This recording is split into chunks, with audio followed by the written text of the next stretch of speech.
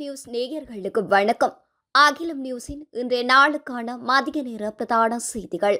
முதலில் தலைப்புச் செய்திகள். மின்சார கட்டணம் தொடர்பில் வெளியாகியுள்ள முக்கிய அறிவிப்பு. மீண்டும் ஆரம்பித்துள்ள போலீஸ் அதிபர் ஆணையக மோதல். ஹோட்டல் ஒன்றினை திடீரென சுற்றி வளைத்த போலீசார். போலீஸ் அதிகாரி உட்பட 6 பேர் கைது. மீண்டும் தலை தூக்கும் நெருக்கடி. இன்றைய எரிபொருள் விநியோகம் தொடர்பில் வெளியாகியுள்ள முக்கிய அறிவிப்பு. யாழில் போலீசாரால் மேற்கொள்ளப்பட்ட துப்பாக்கி பிரயோகம், ஒருவர் காயம். இலங்கையின் பிறப்பு வீதத்தில் ஏற்பட்டுள்ள திடீர் வீழ்ச்சி.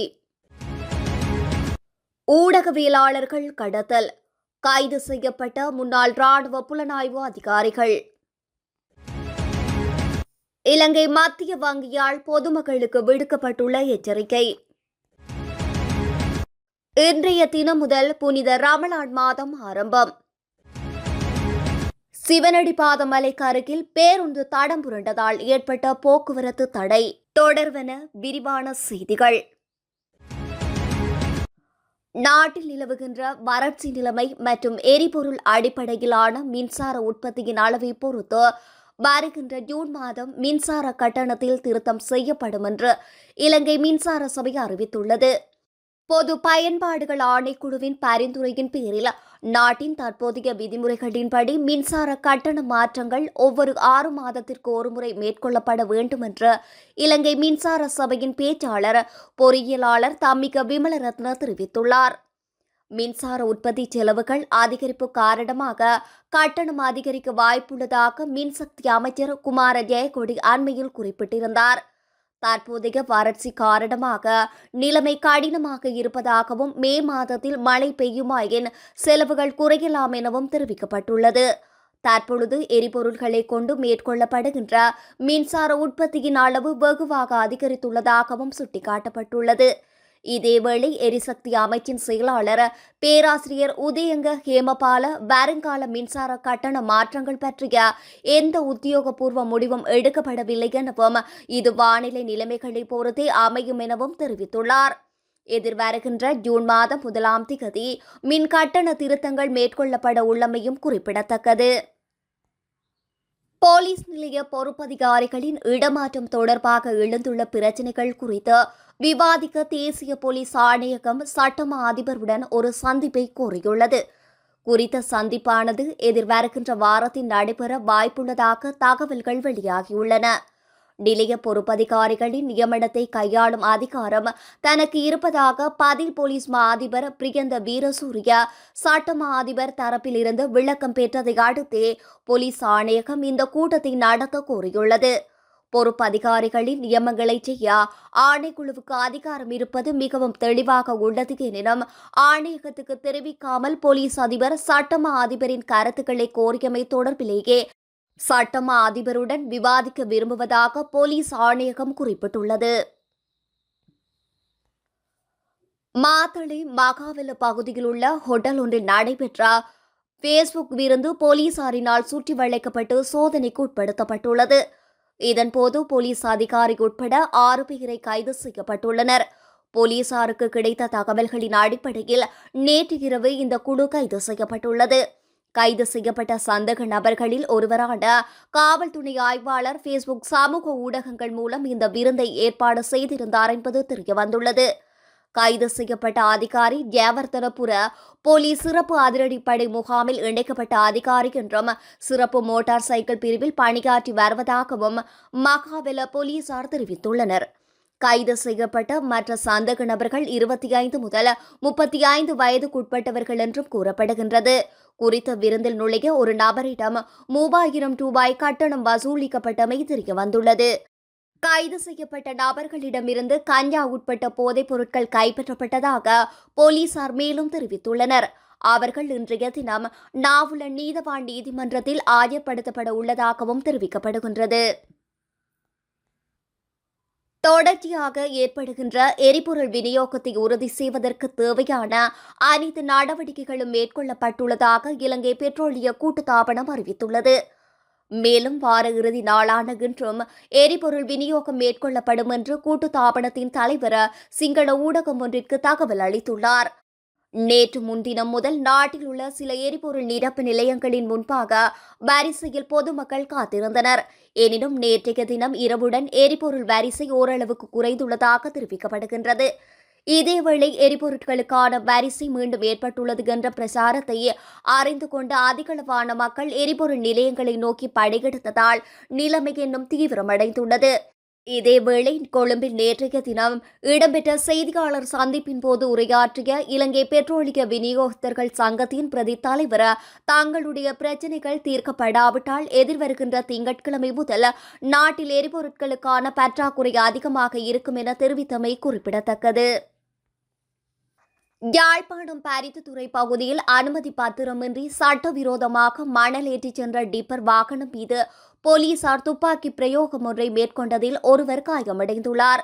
காயமடைந்த நபர் பரித்துத்துறை ஆதார வைத்தியசாலையில் சிகிச்சைக்காக அனுமதிக்கப்பட்டுள்ளார். பரித்துத்துறை பொன்னாலை வீதி கடற்கரை வீதியில் இன்றைய தினம் காலை மணல் ஏற்றிச் சென்ற டிப்பரை போலீசார் வழிமறித்துள்ளனர். போலீசாரின் கட்டளையை மீறி டிப்பர் பயணித்த நிலையில் டிப்பர் மீது துப்பாக்கி பிரயோகம் மேற்கொள்ளப்பட்டுள்ளது. இதன்போது ஒருவர் தப்பிச் சென்ற நிலையில் இன்னொருவர் காயமடைந்துள்ளார். சம்பவம் தொடர்பாக பரித்துத்துறை போலீசார் மேலதிக விசாரணைகளையும் மேற்கொண்டு வருகின்றனர். இலங்கை முழுவதிலும் உள்ள வைத்தியசாலைகளில் பதிவு செய்யப்படுகின்ற கர்ப்பிணிகளின் எண்ணிக்கை குறைவடைந்துள்ளதாக அரசாங்க குடும்ப சுகாதார சேவை சங்கத்தின் தலைவர் தெரிவித்துள்ளார். வைத்தியசாலைகளில் பதிவு செய்யப்படுகின்ற கர்ப்பிணிகளின் எண்ணிக்கை கடந்த 2024 ஆண்டுடன் ஒப்பிடுகையில் இந்த ஆண்டும் குறைவடைந்துள்ளதாக அவர் குறிப்பிட்டுள்ளார்.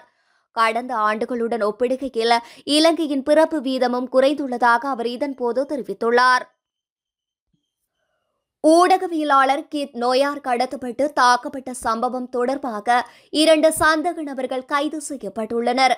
சந்தேக நபர்கள் நேற்றைய தினம் குற்றப்புலனாய்வு திணைக்கள அதிகாரிகளால் கைது செய்யப்பட்டுள்ளனர்.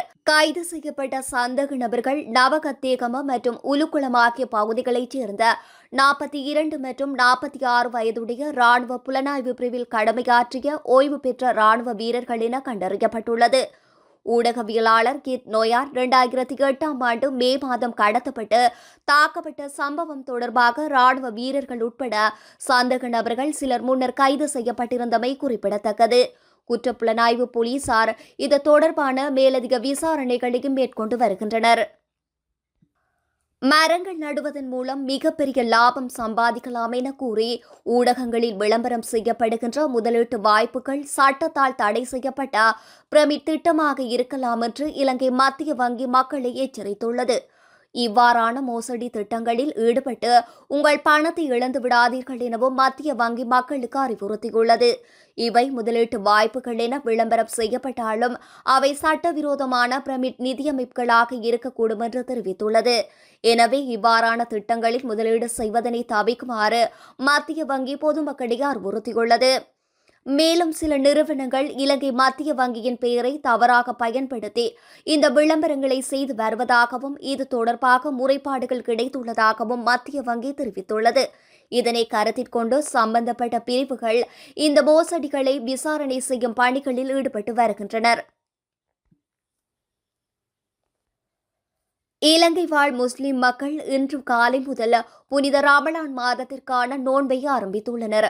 ரமலான் மாதத்துக்கான தலைப்புரை பார்க்கும் மாநாடு நேற்று முன்தினம் கொழும்பு பெரிய பள்ளிவாசலில் நடைபெற்ற போதிலும் புனித ரமலான் மாதத்திற்கான தலைப்புரை தென்படவில்லை என கொழும்பு பெரிய பள்ளிவாசல் அறிவித்திருந்தது. இந்நிலையில் நேற்றைய தினம் மஜ்ரிப் தொழுகையுடன் புனித ரமலான் மாதம் ஆரம்பமாகியுள்ளது. சிவனடிபாத மலைக்கு அம்பலாங்கொடை பகுதியில் இருந்து வந்த பேருந்து கொன்று தடம் புரண்டதால் நோட்டன் பிரிட்ஜ் நல்லதண்ணி வீதி போக்குவரத்து தடை ஏற்பட்டுள்ளது. குறித்த சம்பவம் தொடர்பில் மேலும் தெரிய வருகையில் சிவனடிபாத மலைக்கு அம்பலாங்கொடை பகுதியில் இருந்து வந்த பேருந்து இன்று இரவு தரிசனம் முடித்துவிட்டு திரும்புகையில் மவுசாக்கலை சந்தியில் இருந்து சுமார் 300 மீட்டர் தொலைவில் வீதியை விட்டு விலகி அருகில் உள்ள கால்வாயில் சரிந்துள்ள நிலையில் அந்த வீதி போக்குவரத்து தடை ஏற்பட்டுள்ளது. இதனால் நோட்டன் மாஸ்கெலியா வழியாக செல்லுகின்ற அனைத்து வாகனங்களும் ஒரு வழிபாதையாக நல்லதண்டி மாஸ்கெலியா ஹட்டன் வீதியால் செல்லுமாறு மாஸ்கெலியா போலீஸ் நிலைய போக்குவரத்து பிரிவு அதிகாரிகள் தெரிவித்துள்ளனர். இதனால் பேருந்தில் பயணம் செய்த எவருக்கும் ஆபத்து இல்லை என்று போலீசார் தெரிவித்துள்ளனர். பேருந்தை குறிப்பிட்ட இடத்திலிருந்து அப்புறப்படுத்த பாரந்தூக்கி வரும் வரை அந்த நோட்டின் வழியாக செல்லும் அனைத்து வாகனங்களும் ஒரு வழி பாதையாக நல்லதண்டி ஹட்டன் வீதியை பயன்படுத்தும்படி போக்குவரத்து போலீசார் கேட்டுக்கொள்கின்றனர். இத்துடன் அகிலம் நியூஸின் இன்றைய நாளுக்கான மதிய நேர பிரதான செய்திகள் நிறைவடைகின்றன. தொடர்ந்து உடனுக்குடன் செய்திகளை பெற்றுக்கொள்ள அகிலம் நியூஸுடன் இணைந்திருங்கள். நன்றி, வணக்கம். அகிலம், மாற்றத்திற்கான மக்கள் குரல்.